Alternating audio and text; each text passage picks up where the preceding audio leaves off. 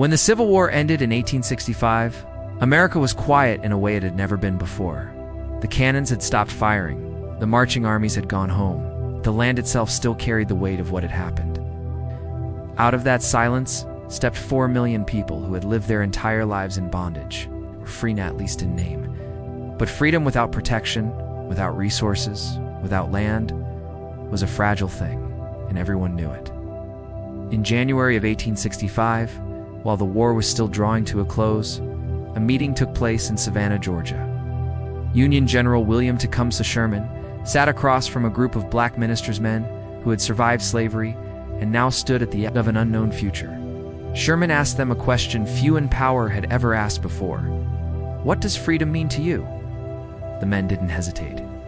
Freedom, they said, meant land. It meant ownership. It meant the ability to live independently, to provide for their families without depending on former enslavers or hostile systems. Their answer was not emotional. It was practical. And for once, the government listened.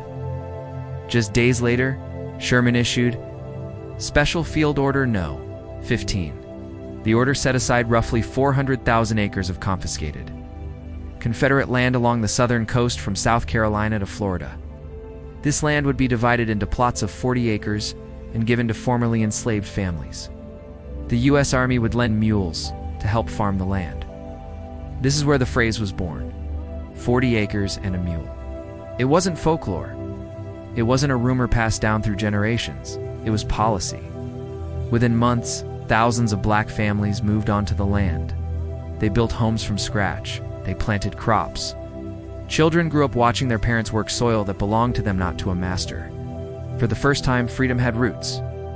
For the first time, freedom had a future. But then almost as quickly as it arrived, it was taken away. In April of 1865, Abraham Lincoln was assassinated. The presidency passed to Andrew Johnson, a man who believed that the nation should reunite as quickly as possible if justice had to be sacrificed in the process. Johnson reversed Sherman's order. The land was returned to the former Confederate owners, the very men who had rebelled against the United States to preserve slavery. Black families who had already settled the land were told to leave. Some were removed with paperwork, others with violence, many with nothing more than the threat of force. Homes were seized. Crops were confiscated. Entire communities were dismantled. Reparations were not delayed, they were undone. What followed was a dangerous contradiction.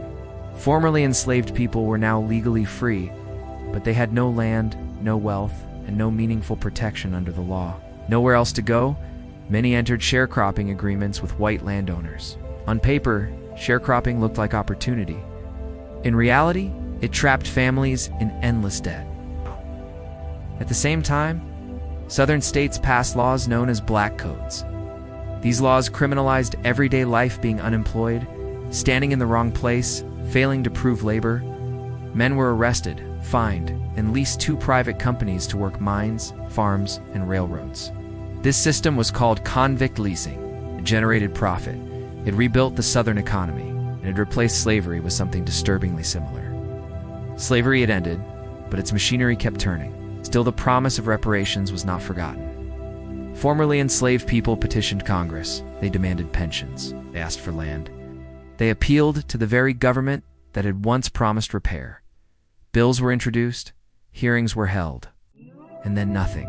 Again and again, reparations were dismissed. The argument stayed the same. It's too late. It's too expensive. It would divide the nation. But what refusing to repair the damage might do instead? What makes this story even harder to ignore is this. Reparations were paid, just not to black Americans. Former slave owners were compensated in Washington. DC Native American tribes received settlements for seized land, often inadequate, but official.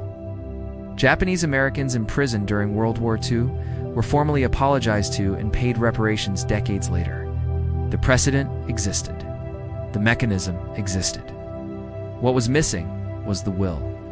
The cost of that decision didn't end in the 19th century. Without land, wealth could not be passed down. Without wealth, opportunity remained limited. Without repair, inequality hardened into structure. The racial wealth gap in America did not appear by accident. It was built. This is not about blame. It is about accountability.